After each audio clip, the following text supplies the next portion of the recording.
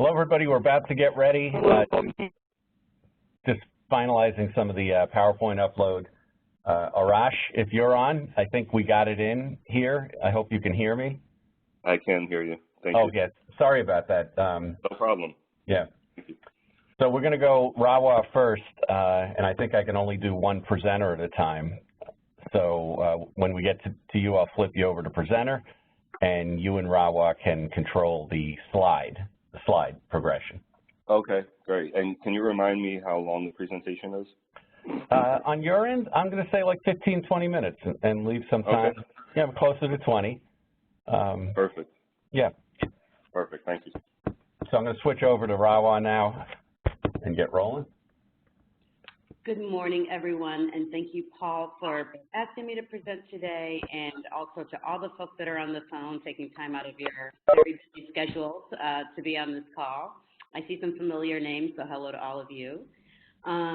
So a little bit about Push Buffalo. My presentation is really focused on our most recent project that we completed. It was the largest project that we've completed to date, which is the School 77, which is really a community hub for a frontline community on the west side of Buffalo.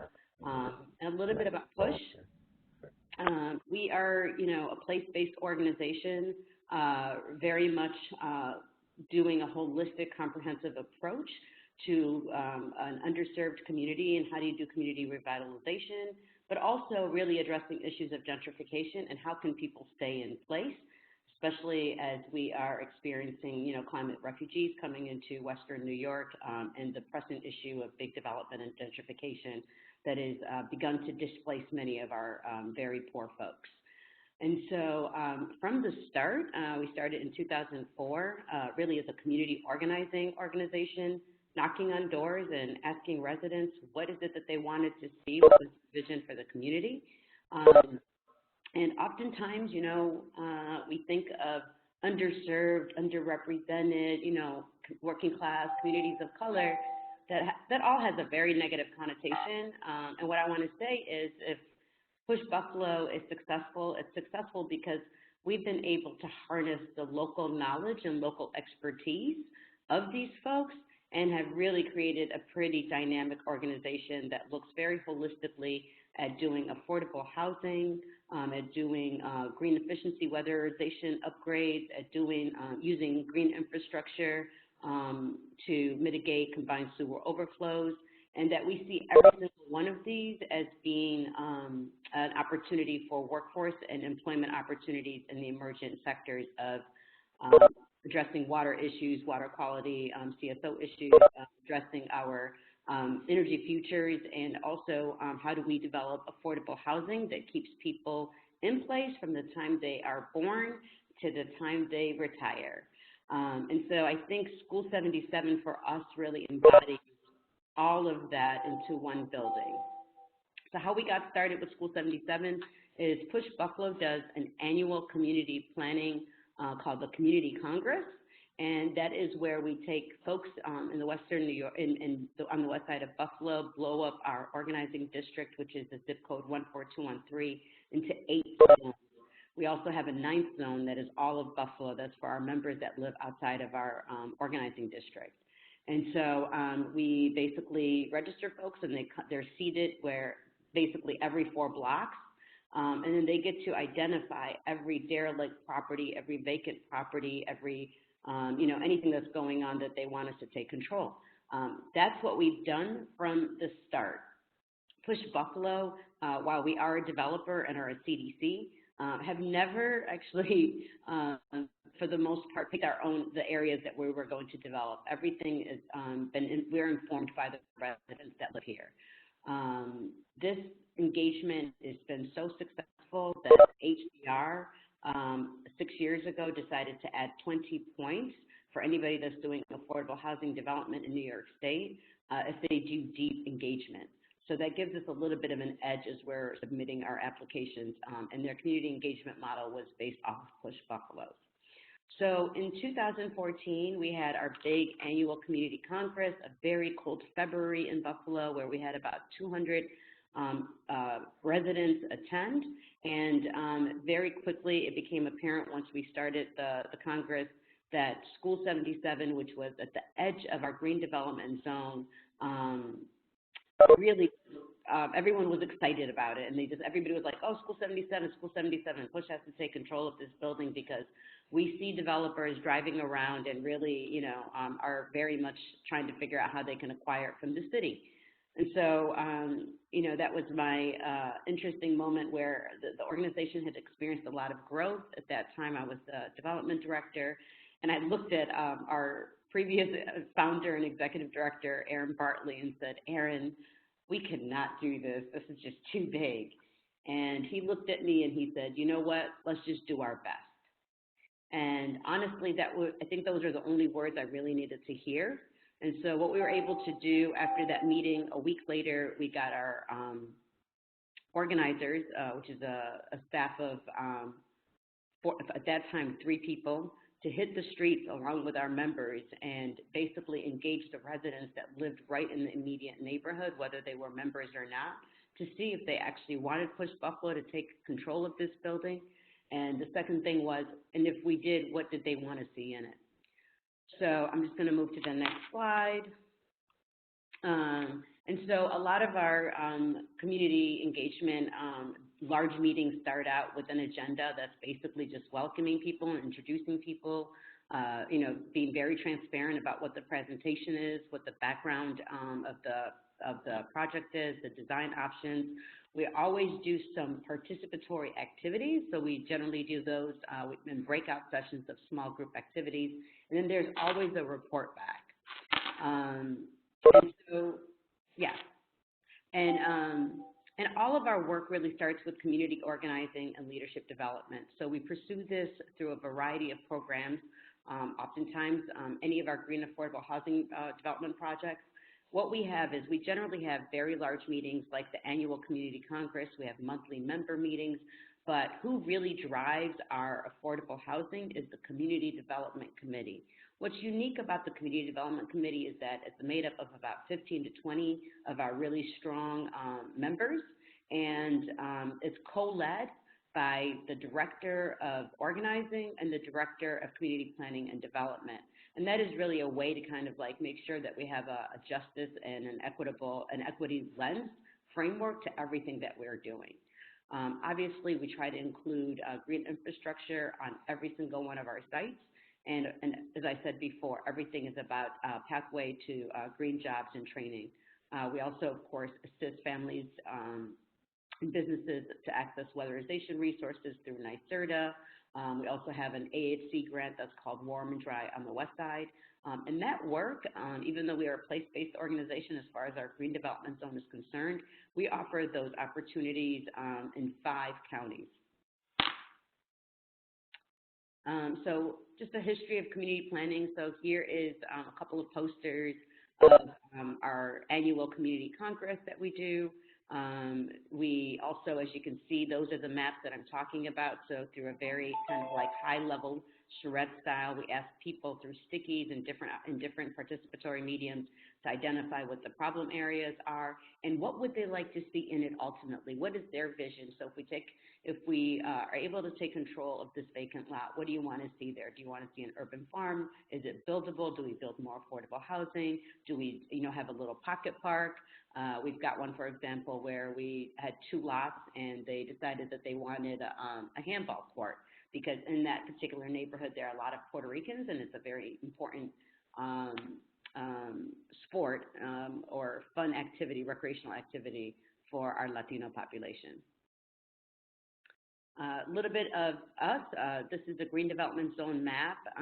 This is not a city designated map. We just kind of on our own decided this is what the green development zone was going to be. Why we decided on this area and not the rest of Buffalo, which obviously, the high need community. We're the 3rd poorest city in America. We have really high unemployment rates still. DOL numbers show the African American community, there's a 35.5 unemployment rate. In the Latino community, it's 27.5. And that's because a lot of our advanced manufacturing left by 1970 and really decimated the city. And so, but we decided to choose this area because we knew it was going to be an emergent market. If I were to go to the right, where it says Push Green Development Zone, it's the Elmwood Village, which has always been a very stable middle-class neighborhood that is actually now becoming more of a upper middle class, upper and upper. But the reason why we just chose this area specifically is it also was one of the poorest neighborhoods in the city of Buffalo, where the average income in 2004 was between $19,000 and $22,000 for a household of four. And as you can see, I think I told you that School 77, there's a cute little picture of it, is all the way at the edge of that green development zone. So what were the project goals? By the way, these project goals did not come from us. They came from the residents that live here. And it was, of course, to take control or purchase the school from the city of Buffalo. And how we were able to do that is, I told you immediately after the community congress, we had our organizers hit the streets with a cute little postcard that said, what is your name? Do you want Push to take control over School 77? Yes or no? And if so, what would you like to see in it? We were able to collect over 600 of those postcards in about a month, and we walked the cards over to our council member, David Rivera's office, said, hey, the community has spoken, they want us to take control of School 77, so he immediately picked up all of those cards and took them to city planning, Brendan Mahaffey's office, and said, hey, the community basically has spoken, here are the comment cards. Let's put a moratorium on development or sale of the building for 1 year until the community can figure out what it wants to do and if it actually has the ability to do it. The other things that the residents wanted us to do, our members, were to transform School 77 into a mixed-use community hub for the West Side, to create affordable housing for seniors. How we got to housing for seniors was that we ended up having several teach-ins. The members wanted supportive housing. The top 3 supporting housing that came from all of our meetings was affordable housing for seniors, supportive housing for aging youth out of group homes, and the other one was supportive housing for the chronically homeless. And so I'm going to show you what the criteria we used in just a minute, but Liz came in and did a teach-in, and through our criteria filtration, we got to housing for seniors. The other thing was to ensure that community voices lead the conversation around neighborhood development. I'm going to show you a timeline later on that shows how we do our community engagement process. Here it is, actually. And so what we had heard from the residents from our other community projects were, you know, we're very engaged at the forefront of a project, and then we don't hear from you or see you until the groundbreaking. And so they said that we don't know what happens between our input, application process, and actually doing the groundbreaking, or, you know, and so we decided, great, this time around, because we knew this was a very large project for us, we decided that we were going to engage Hester Street Collaborative out of New York City. We were able to apply for an Art Place America grant, which fully funded our community engagement at about $225,000, and so that was really exciting. So we were able to engage with Hester Street Collaborative to do these beautiful presentation like the timeline that you see, as well as do a lot of the community workshops, the large ones. And then we engaged 2 local arts organizations. One is the WASH Project, which does cultural traditions of emergent or immigrant and refugee communities, and the other one was a political activist theater, African-American theater company that's been around for 40 years. And as you can see with the development timeline, it's very linear. You know, it's like we did the community congress, we did the initial community School 77 meeting, then we picked our architects, then we, of course, you know, so all these things. The community engagement process is more of a big circle that continues to loop around. And even though the CDC met once every month, every time the Community Development Committee decided, whoa, this is a really large decision, we need to bring the community back in. Another very interesting thing that we do is, once we selected our architectural team, which was Stieglitz-Snyder, they had to attend every single large community workshop. Similarly, once we engaged our construction company, which was R&P Oak Hill, they had to participate in all of the large community meetings and workshops, and actually would make changes in real time based on those meetings. So the history of the school is that it was built in 1927. It was actually a Native American school initially. From 1927 to 2006, it ran various Buffalo public schools in the building. 2006 to present, School 77 officially closed and became a swing school up until 2011, but otherwise had remained vacant. And in 2014, PUSH begins the community planning process to renovate the school building. Here are just some of the tools that we use to do some of our engagement and how we got to some of our major themes. As I told you, that was the little postcard that we designed that our organizing team hit the streets with. These were the little map with all the dots were all the folks that responded to that. And then here are just some posters again about all the meetings that were happening and how we notified the residents. We did it through canvassing, going door to door. We do a monthly newsletter to our members, so they get that both in email format and printed format. And we also flyer or poster all around the community. So some of the major themes that came from all of these meetings were that they wanted affordable housing, they wanted a community center, they really wanted culture, they wanted the auditorium to be some kind of a presentation center that was, accessible to the folks in this neighborhood. Obviously, stuff around education, recreation, and youth. What was interesting about our community development committee is that we have a lot of elders as well as a lot of youth under the age of 20. Once we got to the decision of senior housing, then very quickly our youth said, then we want it intergenerationally programmed, the rest of the space for it to be intergeneration programmed. And so that's what we were able to do. Here are just, again, some more of those meetings around kind of the design process and how folks engaged with that. And then this is the criteria that we used because we knew one thing, that PUSH Buffalo, which is a housing organization, even though we own 120 parcels of land around the Green Development Zone, we actually had offices in many different places, and our staff was too large to be housed in one building. So we knew that we wanted School 77 to house all of PUSH staff. But we had several other commercial, we could bring in other commercial tenants in there with us. And so the criteria that was used for tenants was, for the commercial tenants, is do they serve local neighborhood residents or local young people? Are they an arts or cultural organization that reflects the diversity of the community? Are they a not-for-profit or for-profit business? If it is for-profit, is it affordable to local neighborhood residents? Do they provide a service that is not already being met on the west side? And do they provide opportunities for local hiring? So the Community Development Committee actually chose the tenants that would go in here. It ended up being Ujima Company was going to go into the auditorium where they're going to renovate that auditorium into a beautiful local theater company. But some of the things in the application of the theater that really made it a winning application is they had a history of paying rent. They also have a history of serving low-income folks and folks of color with deeply discounted tickets. Also, they had group ticket opportunities. But the other thing that they were willing to offer was that they specifically would do productions that were geared towards the residents that would be living here, which are senior citizens, but also offer both opportunities for them to be on stage as actors and, maybe hire them to help with the costume shop or other ways that they could be engaged. And then possibilities for public art. That is an actual, the PUSH Solar Jam was an actual concert that Ujima Company put on. It was, they used the Afrobeat orchestra to really, let them know we know what this community is, which is made up of, it's a very global world, a global community where the local school has 86 different languages being spoken there. So we have people from every African country represented to, East Asia, to Afghanistan, to Iraq, to Russia.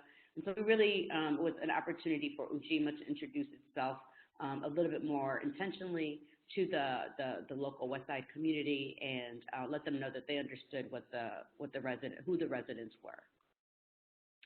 This is a picture of the actual school building. So we decided that we were going to do 30 to 35 senior housing units. And this is the gymnasium, the theater space, the layout.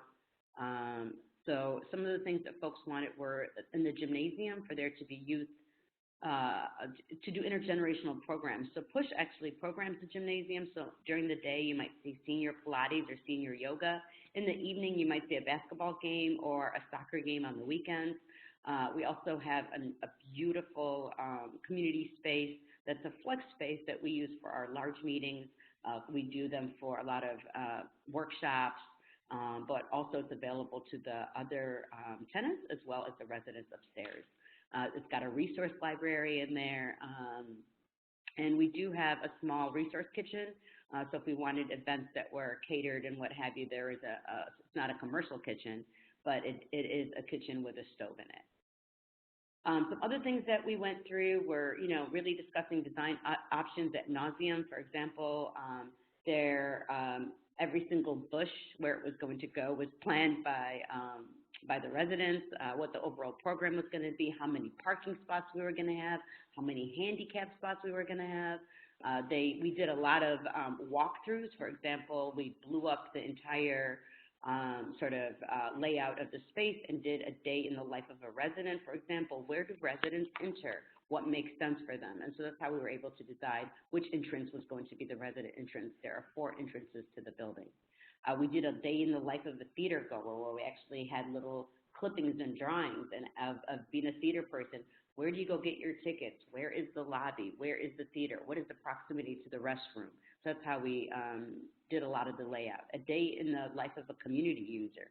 So what if you're a partner organization coming to meet and you're going downstairs? So this stuff really dictated a lot of our signage in the building for how folks identify where's what. And so the one criteria I didn't get to is how we got to senior housing. We ended up having Liz come and do a teach-in, and so some of the things that we asked is, can Push Buffalo, do we have the capacity to do this in 1 year? Is it actually affordable to us? And how we got to senior housing, it was a very high need in the community, and it was the most affordable to us. It cost $15 million to develop this entire project, whereas the other supportive housing, we would have to have, a social service agency that lived, that was open 24 hours a day to service those folks, and the other projects ran between $30 and $45 million, and that just was too much for us, and we could not do it, so we settled on senior housing. Other really interesting things that we've done in the building is we have a green roof that was designed by the seniors so they can walk around the green roof. It's on the 3rd floor, but we used recycled tires for the platform for them to walk around in. So if the senior fell, that they would not break a bone.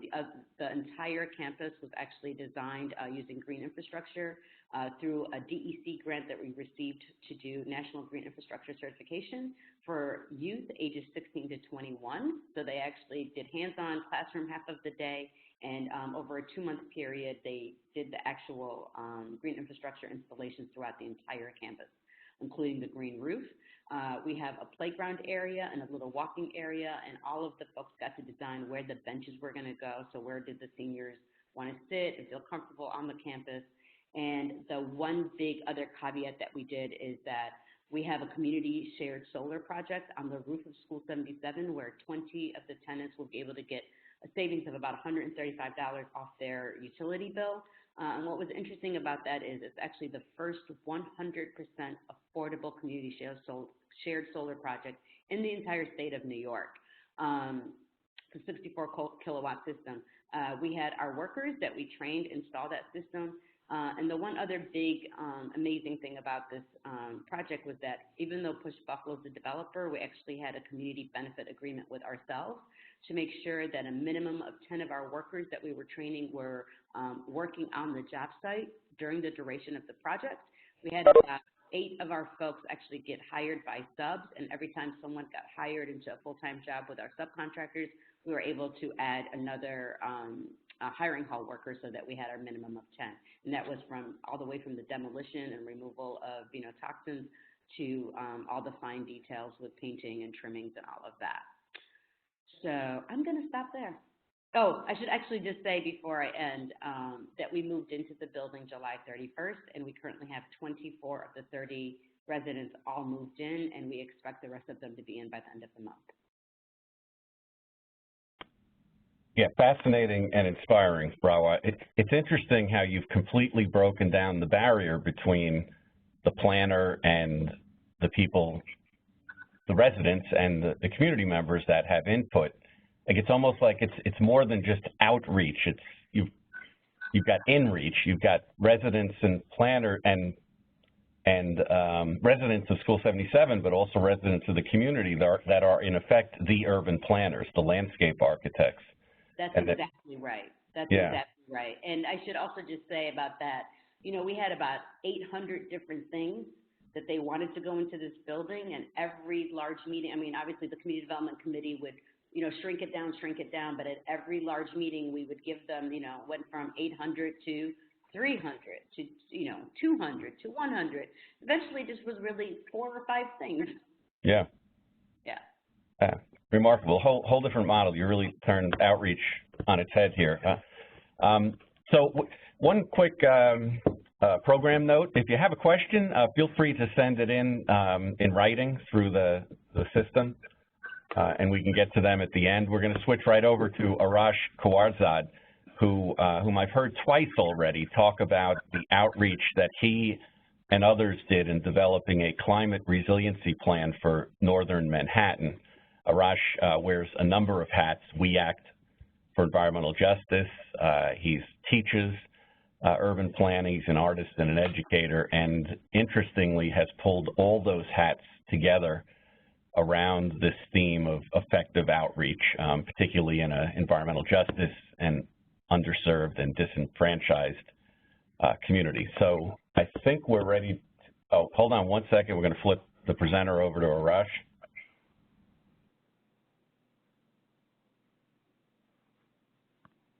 All good? Yep. Can we hear him? Can you hear me, Paul? Or Yep. and everyone else? Okay. We're all set, and you got your slide up, and you can control it. Take it away. Great. Thank you, Paul, and thank you, Rawa, and thank you, everybody else, for joining us this morning.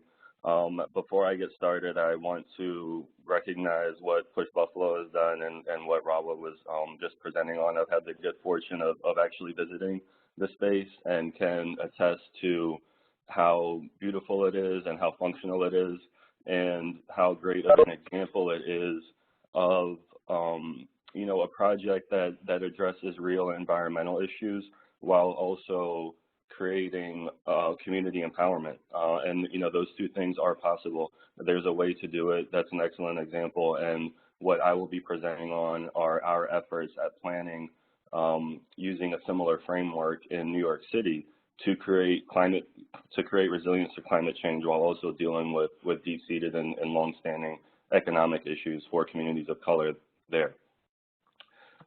So Paul, can you tell me how I can move forward? Oh, my goodness. You should be able to do it. Can you do it right on your computer? Arash, Yeah. at the top, do you see where it says 01? There's a little arrows on both sides. Okay. Yep. Got it. Thank you. Okay. Thank you for that. Thanks, Rawa. So what Paul was mentioning earlier and what I'm going to be talking about is known as the Upper Manhattan Project. And what I say about that, it's like the Manhattan Project of the 20th century, but to save the world instead of destroy it. And what that means is this was a process that we started out in 2015 to create a plan for resilience to climate change that could be created and you know, started to be implemented within a 3-year period, and that it would not only be a plan for Upper Manhattan, but that it would be a model for equitable resilience for other people dealing with similar issues, and that it would create a platform for wide-scale action. And the platform point is something that I emphasize in that it's a strategy to create to seed other organizations, to incubate ideas within a particular space, which can be models and examples in and of themselves. And if you look to environmentalism, and if you look to interesting community development projects, they're ones that look like School 77. They're ones that look different from what you might see on a regular basis, and that's because of the leadership that's being presented by the community. And I also use community gardens as an example. Community gardens are something that started out, from what I understand, at a grassroots level through community leadership to convert unused space. And now that's something that leaders have adopted as public policy to not only provide healthy food, but to deal with environmental issues, et cetera, and so that we can create platforms for communities to show leadership rather than saying what are the specific ideas that one organization can implement and let's do those one at a time. This project was led by the members of We Act, and We Act for Environmental Justice, which Paul mentioned earlier. This is an environmental justice organization that's based in Northern Manhattan, in West Harlem. They've been doing work for several decades within the community, and that work is what allowed us to create this plan. And by that I mean, at the beginning of this process, there was a baseline of knowledge about what climate change was, about what environmental justice was, that really allowed people to engage at a high level, and to contribute in all respects, ranging from research to design to policy. And if that doesn't exist in the places that you're working in, then a starting point would be to help support the development of the social infrastructure.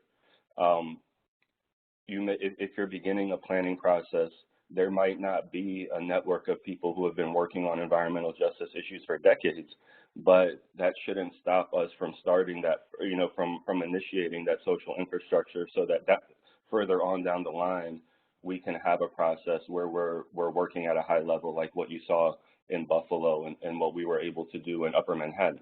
So it's important to have that baseline and to have a regular and ongoing process of education that might not be attached to a particular planning process, but it's a way for people to get involved. It's a way for people to learn the basics. And so when there is a particular development project that becomes relevant, people are able to engage right away. They're not starting from zero. And the plan itself is in the form, it can be found online, and it can also be found in these print copies. And the print is also something, books are social tools. We do a lot of work digitally now, and we have a lot of great meetings, but I think it is also great to have, tools that are things that people can take with them, that can be social tools, that can be conversation pieces, and that people can put up in their bedroom. And I always had the idea of, how can we create climate change plans that people put up in that teenagers put up in their bedrooms rather than, posters of athletes. And to do that, we have to create interesting and beautiful things, which hopefully we're able to accomplish here. The hallmark of this plan is that it put social and environmental issues on the same level. And by that, I mean there isn't any idea in here that doesn't work at the intersection of social and environment. And in this case, social has a lot to do with issues of racism, issues of sexism, issues of economic inequality.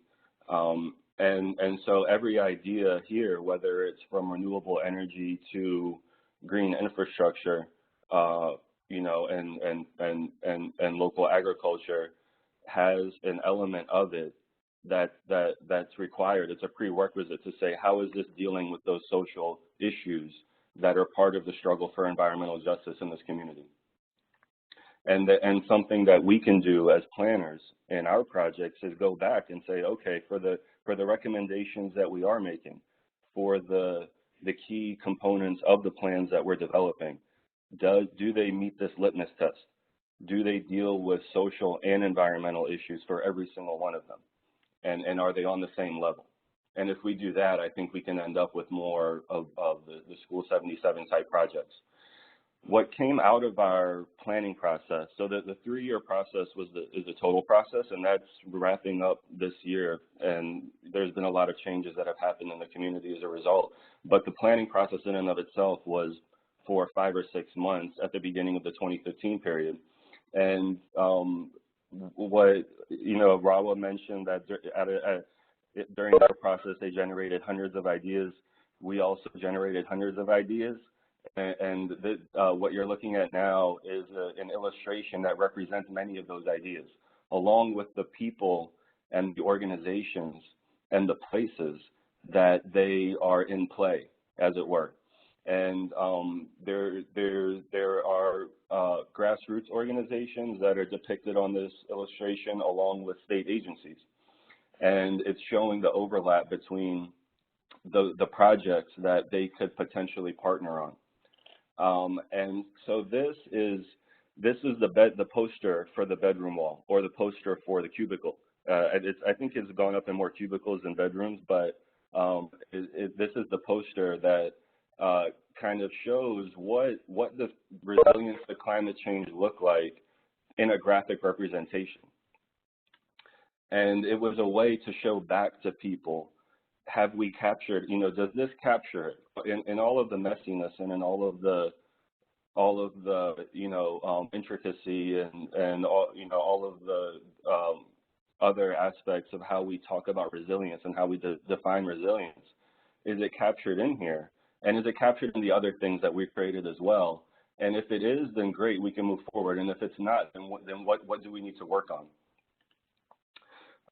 And to take a step back, the underpinning all of these discussions were the topics of environmental justice.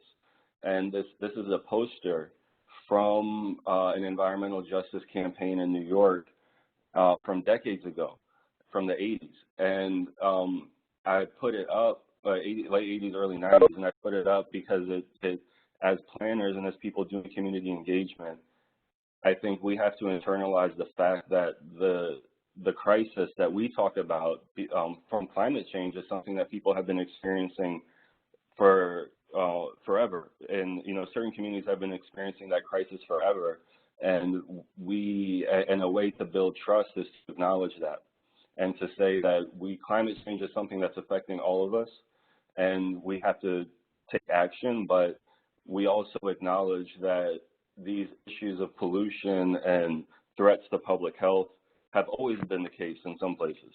And so the reason isn't because of climate change, it's because of other factors, and this is how we're addressing them, other systemic factors. So in implementing the plan, we also had a very detailed research approach. And so a core belief of mine is that we shouldn't compromise on the level of research that we're doing if it's a community-based project, meaning that the community members, in partnership with other institutions, can do the most advanced research, and in fact, we need to do the most advanced research. And so this is part of that research process, and this was our base map. I put this up to point out a few issues. One thing you'll notice is the red buildings. Those are locations of public housing. This is a map of Upper Manhattan put on its side. It's broken up into 4 community districts, and the red buildings are the location of public housing, which are NYCHA properties, and the blue shade is the hurricane evacuation zone. So you'll notice immediately that that public housing is concentrated in the evacuation zone. And something else you'll notice, the green dots are the members of WEAC at this particular time, and that concentration is outside of the evacuation zone. So there's something as an organization that information I think is useful to help guide certain outreach efforts. And as policymakers, I think it's important to see things in this respect, that there's a concentration of inequality in the areas that are at the greatest risk from climate change. So it's imperative that we also focus on those places. Again, using research and using different graphic representations, we're able to show what sea level rise would look like. There's a very extensive mapping component that is what I believe can help guide a strategy of resilience. And by that I mean what this attempts to do is to layer key information, that highlights what environmental justice is in this particular place, and through that layering process, allow us as planners and anyone who's engaged in this process to make informed decisions about how do we create the best resilience. So in this particular map, it highlights levels of poverty, and if you were to look at this closely, you would see that almost half the people are living in poverty, or at, at or near poverty, and or at or near the poverty line, I should say. And then you also have to qualify that by saying, well, how does the poverty line relate to what is the real level of poverty? One metric of that to look at here would be the federal poverty level, which is $11,000 a year for an individual, versus the MIT living wage calculator, which is $30,000 a year for an individual, and that's for New York City. And I think those are also debatable because there's other factors that come into play. But if you continue to layer this data over rent burden, for example, and there's other maps in the research that you can look at, then you start to get a comprehensive understanding of the areas that are at the most risk, and those are where we can focus the ideas that came out of the process, which are shown in these categories here.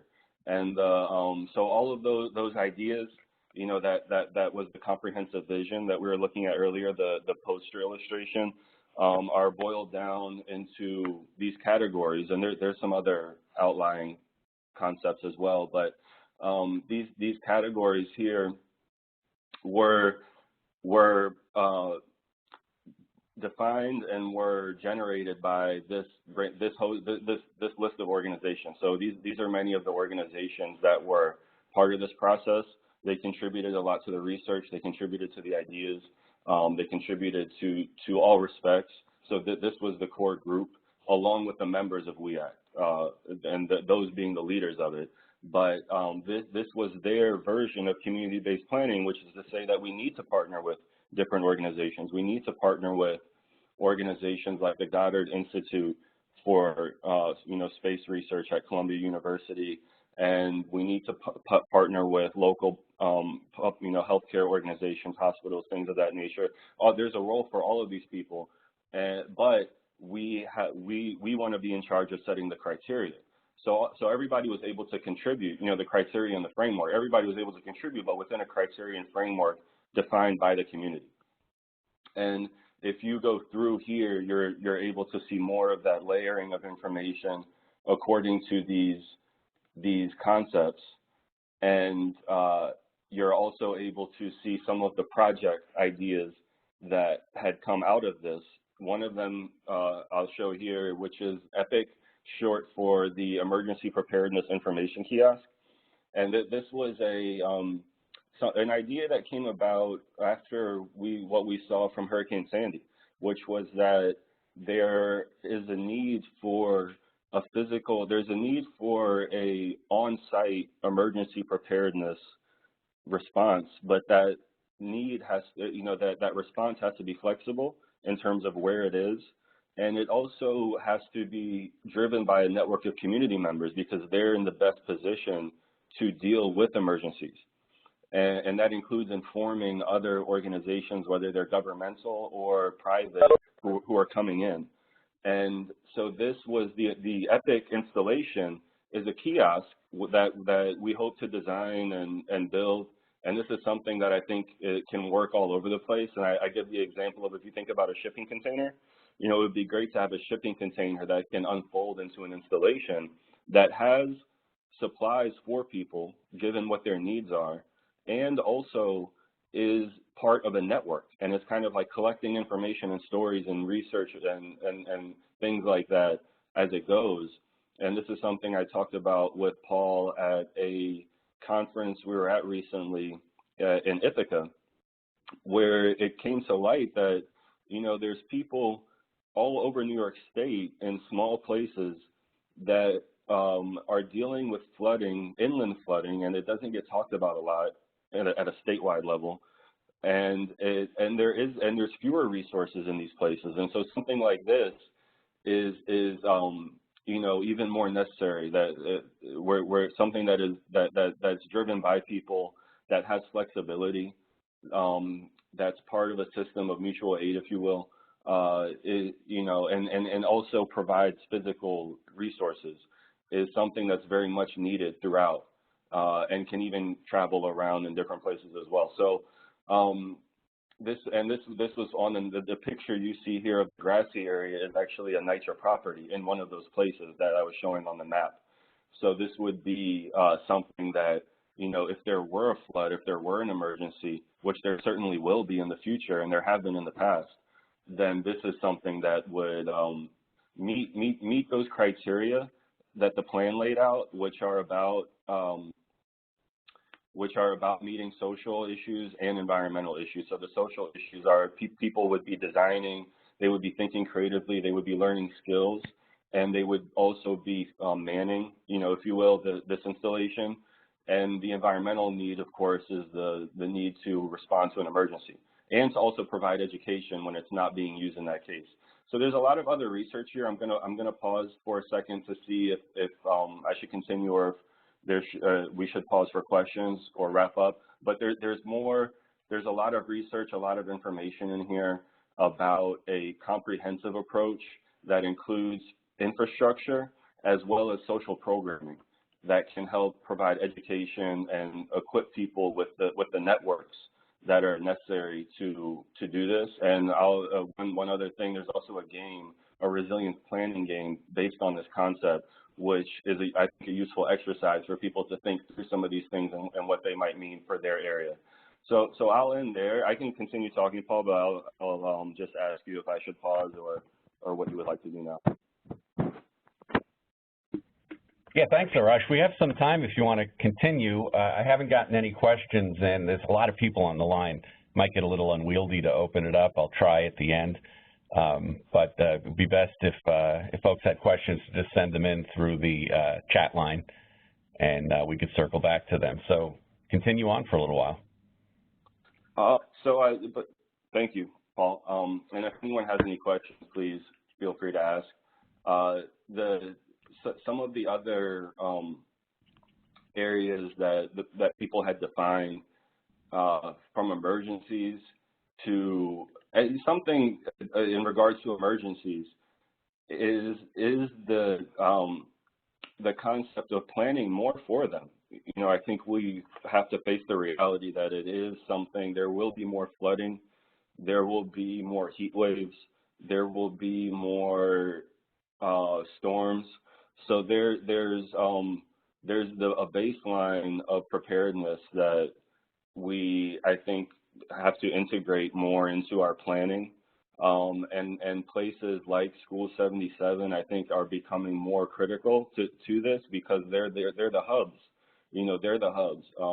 That's where people, you know, I can see that as being a place where people would go to for information and for resources should the need arise. And the question is, what are some of those other places in our communities that we can help prepare for something like an emergency? So if it's a natural hub, then there's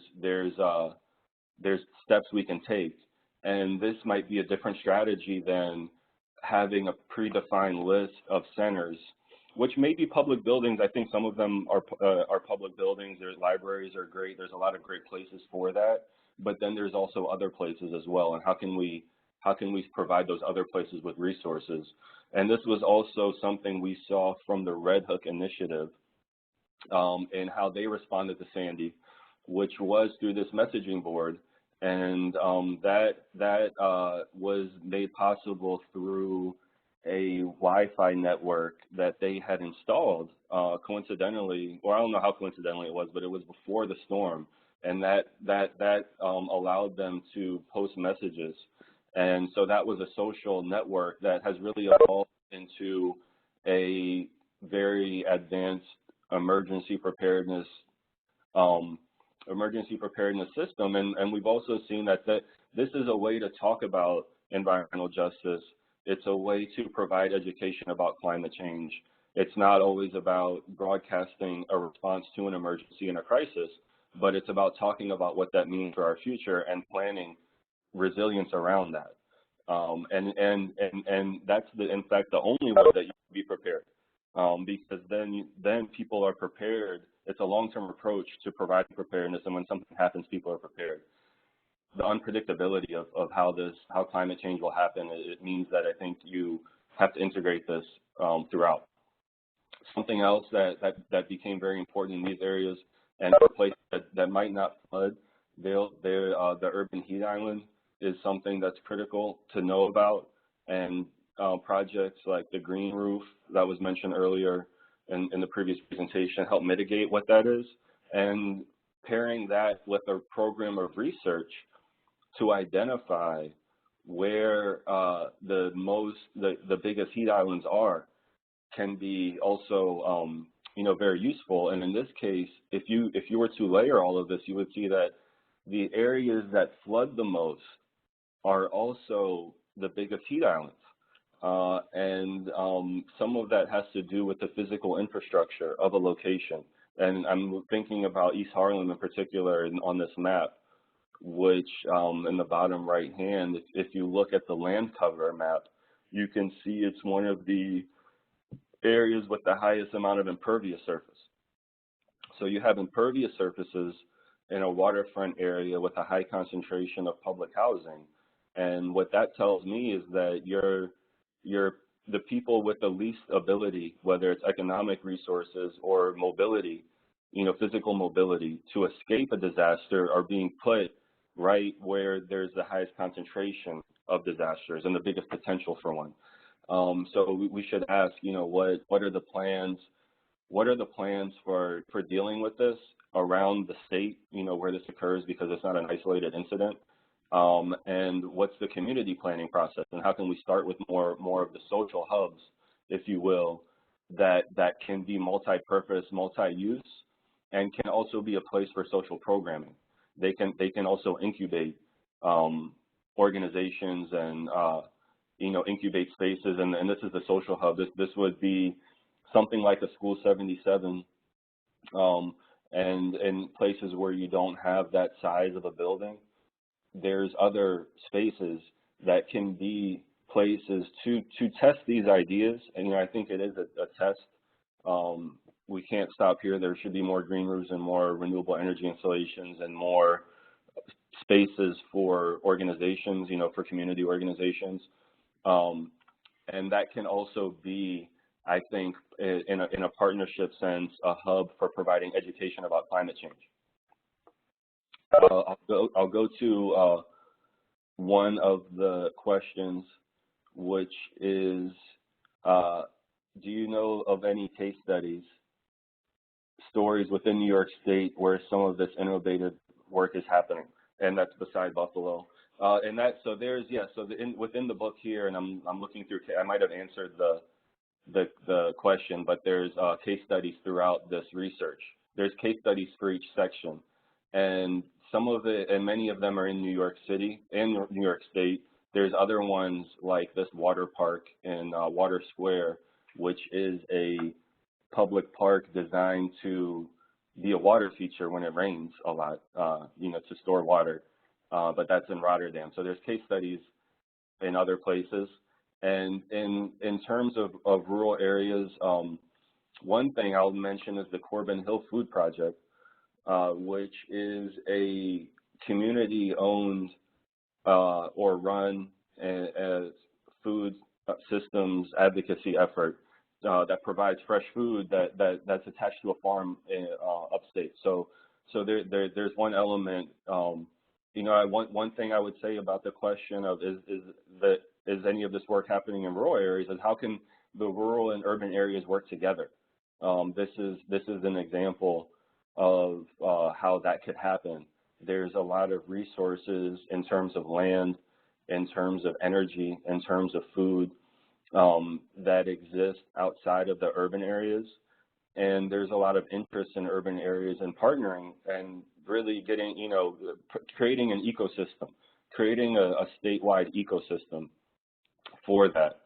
Because in many places, from our discussion in Ithaca, there's a need there's a need to inject the resources in many areas, and this can be a way to inject some of those resources, whether it's planning support, people such as myself and other people on this webinar going and working with people in rural areas, or whether it's material support, through something like the emergency preparedness kiosk, which can be a mobile installation. So those are some of the opportunities that I think we can build on. Yeah, I would also add that there are definitely a couple of communities. Hunts Point CDC comes to mind in the Bronx, doing some community energy planning and resiliency planning, especially since in Hunts Point, that's where all of the food that is distributed to New York City is, and they got very lucky at Sandy that, you know, New York City's food supply was not impacted because last minute the storm went a little bit north. And then you've got another community that is doing community energy planning that just actually launched the first 100% cooperatively owned solar project on a large apartment building, and that's the Uprose community in Brooklyn. Mm-hmm. Hey, Arash, if you don't mind, a couple of questions, additional questions came in. Can I throw them out even to the both of you? Please. Yeah. So to Rawa, but also Arash, one of the questions is how do you protect the area from gentrification and displacement, you know, as you build, you know, improve the community? Yeah, so I have to say we are in the fight of our lives in Buffalo, trying to mitigate, you know, as much as we can. Gentrification, we really believe that, you know, a mixed income, mixed amenity neighborhood is ideal, especially as we think about climate change and resiliency. So our answer to that is, from the beginning, one of the pathways that, one of our changes of theory was that community control of resources. And so that really was buying land. Like I said, we have 120 parcels of land right now that have things from, you know, urban farms to rain gardens to actual housing. And we own that land. So if you own it, you can plan for it, right? And our intent is to keep it permanently affordable. But the problem isn't necessarily us, it's just that the development here is so big and it happens so very quickly that they're really encroaching and advancing on a lot of long-time low-income homeowners, a lot of elders. And so we don't quite have that figured out. What we hope to continue to do to ensure that there is going to be continued affordability within the city of Buffalo is, you know, really thinking about land trust. So we're just going to try to buy up as much land as possible, try to create pathways and opportunities for first-time home ownership and other land use. But you know, we're not New York City. We're not like the other coastal cities, but it's happening very, very quickly here in Buffalo, where 5 years ago you told us that we would have to have campaigns around inclusionary zoning, addressing issues like, you know, the subsidy 485A and others. I would have thought you were crazy. Like, I would have said Buffalo's got a ton of housing. You know, we lost half of our population. The city's designed for 600,000 people. But what's happening right now is the rush back into the city and communities like the west side of Buffalo. They're really pushing our folks out to places like Niagara Falls and first-ring suburbs where really the quality of the homes are not there, opportunities for, you know, transportation. We don't have a very good transportation grid here. So it's causing a lot of harm. So we don't have all the answers, but our solutions continue to be around just, you know, creating more affordable housing and buying as much land as possible and doing things like land trust and also owning our energy future. That's the big thing. We're trying to actually build a 1 megawatt community shared solar project where people can invest into those panels even though they don't live there and be able to generate the credits where they live. Now, Rawak, correct me if I'm wrong, but if not for your special relationship with the city, you could have even lost School 77 to a, you know, loft apartment developer. Absolutely, yeah. Absolutely. And again, that's the thing. I think Arash really gave so many amazing examples where the people, like, we have a saying here, we know what we want where we live, and we also understand the political framework here. And so, again, the residents were the ones that basically, you know, rang the bell and said, listen, we see developers driving by every day and stopping here, and, you know, you guys have to do something because, you know, we're going to lose School 77 as a community, and we want it to be a community hub. And so, you know, and then the other piece of, like, the whole idea about push is we have a very iterative and evolving model. meaning this is where we are today, but we hope to build on the concepts that we've already started. As we think about, storage and battery life really getting better and better and getting smaller and smaller and becoming more affordable, we want to be able to build that here so that if something does happen when power goes out in the community, the residents can really come here and we'll be able to generate enough power to take care, especially as we're thinking about the seniors that live here. Yeah, that's great. And to one of the questions, did you include a resident hire provision in your contract with the utilities? I don't even know what that means. Oh, when you, let's see, let me just read it off here. When you did the solar installation and you used residents and community members to install them, was that in a contractual provision, or did you just do that as a matter of policy? No, we did it both as a matter of policy, but we also have a high-road temp agency called the Hiring Hall. That's where we train our workforce and engage and actually place them into work. They were the same workers that were able to install solar on 19 Buffalo Public Schools, earning prevailing wage. And we have the community benefits that we set for any of our workers is that we pay them a minimum of $15 an hour starting, that they can pay time off, that they actually are able to get medical benefits. And we provide them with all of their PPE, all of their certifications and trainings, as well as provide them with a monthly bus pass unless they have a vehicle, and we give them the equivalent of a stipend.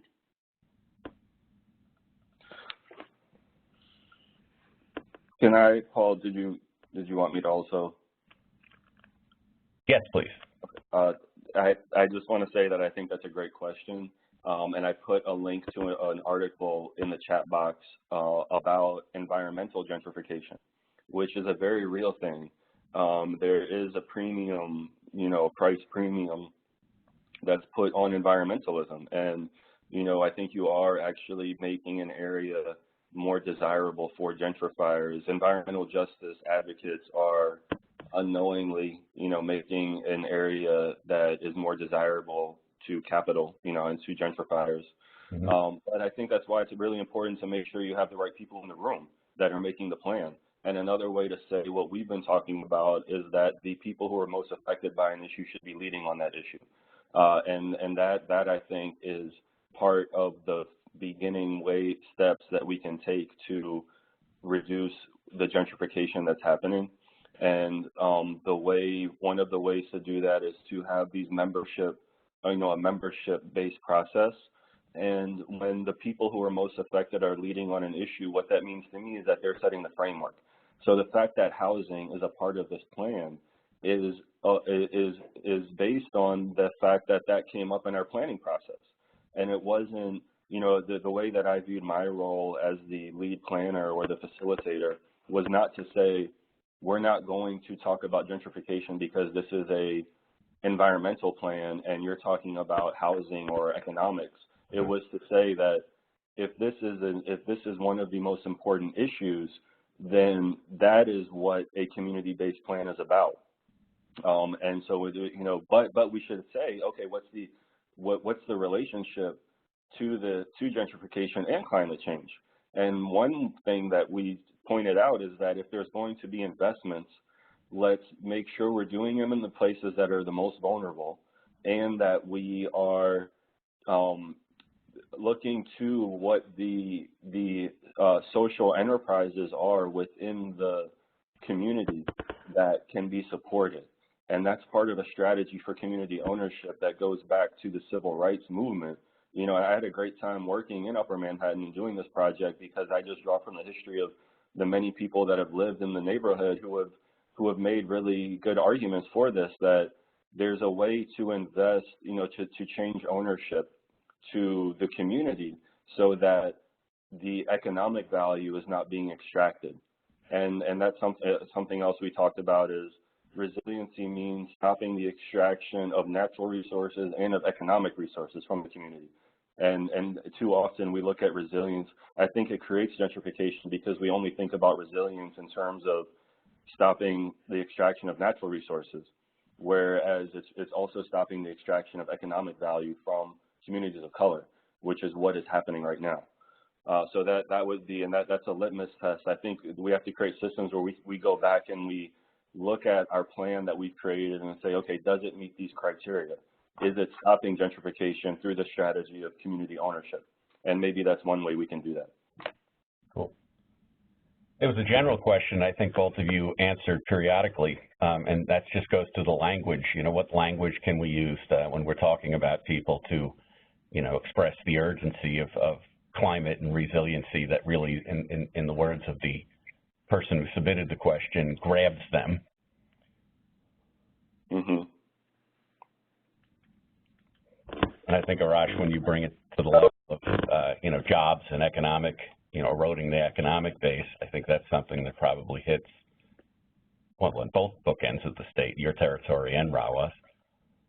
Yeah, and I would also just add, you know, like whenever we're doing anything, there should not be an assumption, but we really should ask the question first of how do we keep the people that we're trying to help in place? Because oftentimes, and that's what Arash was alluding to, is, you know, this was a community that was completely depressed, and it looked like, you know, it looked like a bomb-out shelter in a third world country 15 years ago. This is a neighborhood that I grew up in, and now it's incredibly attractive, and housing prices have gone up just in the last 3 years, over $150,000. So, you know, when people were buying their homes for, you know, $30,000 and now they're being assessed at $150,000 or more, it's also pricing them out. So as we're introducing new policies, as we see gentrification happening, how do we do tax abatement? You know, how do we actually change the laws and regulations for it not to have unintended consequences? We're not saying we don't want economic development, but we want economic development done the right way. And oftentimes, you know, in our communities, you know, one of the things that we had to do is like stop cleaning the neighborhood up, stop putting a rain garden here, stop putting a food producing garden here, because people are going to become attracted to it. And so what is difficult to identify is, you know, the chicken or egg kind of a thing, right? But it does seem the minute that a community-based organization like Push Buffalo begins to bring resources and make some very serious investments and has a holistic and comprehensive approach, that all of a sudden, you know, gentrification begins to take place, and so very rapidly that we can't get around it. Yeah. We know that we have certainly a concentration of affordability, but we have not gotten to the 30%, which we think is kind of a good number. If you have 30% affordability, then you do have that mixed income, mixed amenity neighborhood. But it just started to happen very quickly since 2018. But I would say that there are things that, you know, really state government can do around thinking about abatement, tax abatement. How do you keep people in place? What does a real affordability plan look like for working class communities across the state that also will not, that will stop the gentrification and displacement that's happening in our communities? Great. No other questions. We're going on 1 hour and 15, so I think we should probably wrap up. Thank you so much to both of the presenters. I'll have you know that there are a number of people on this call that are working on governor's initiatives, and we're trying to incorporate, you know, a higher level of engagement into those initiatives, like the Governor's Resilient New York initiative. So, you know, you've got a good audience here. We're going to take it back to our individual programs, and we really appreciate your input. Thanks, everybody, for participating, too. Thank you, everyone. Thank you, Paul. Have a great day and happy holidays. Thank you all. Happy holidays and a happy new year.